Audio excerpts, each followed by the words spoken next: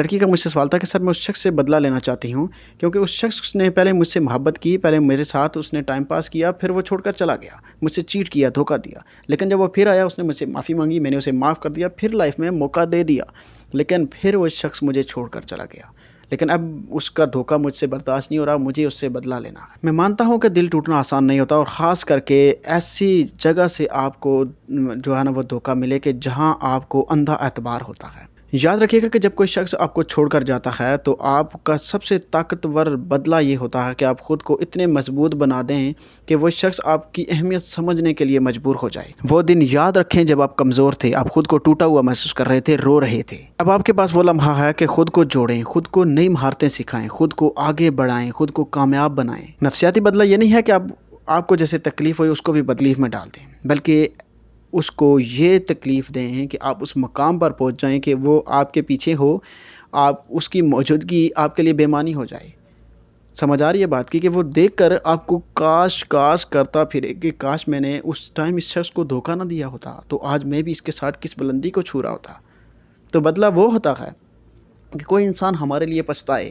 मिसाल के तौर पर कि क्या होता है कि आप किसी के साथ लड़ते हैं, वो आपको मार देता है या आप उसको मार देते हैं, ठीक है।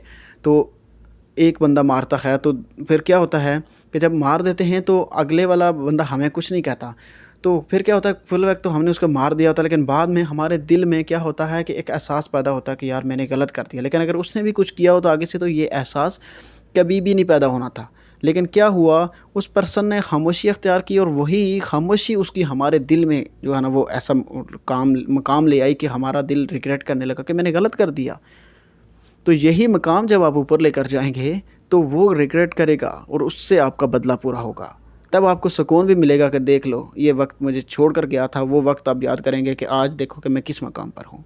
मानता हूँ कि जब दिल टूटता है तो तब आपकी जो एनर्जी फील्ड है वो मुतासर होती है, आपका ऑरा कमज़ोर होता है, लेकिन यही वक्त होता है कि तरक्की करने का इंसान के पास। क्योंकि जिस इंसान का दिल टूटता है ना तो वो यही सोचता है कि मैं कुछ बनकर दिखाऊंगा ताकि वो शख्स मुझे हर जगह देखे। तो अब हम कोशिश करते हैं, और जो जिस इंसान का दिल टूटता है तो वही इंसान कामयाब होता है। दुआ में दिल खोल कर रहे हैं। दुआ सिर्फ खुदा से मदद नहीं मांगती, बल्कि ये दिल को भी साफ़ करती है। जब आप अंदर से साफ़ होते हैं तो कायनात खुद आपको अंदर से हील करना शुरू कर देती है। आप खुद को हील करना शुरू कर देते हैं, आपको दिल से सुरूर मिलना शुरू हो जाता है। रखिएगा, बदला वो नहीं है जो आप उस बेवफा से लेते हैं, बदला वो है कि आप अपने टूटे हुए पुराने खुद से लेते हैं।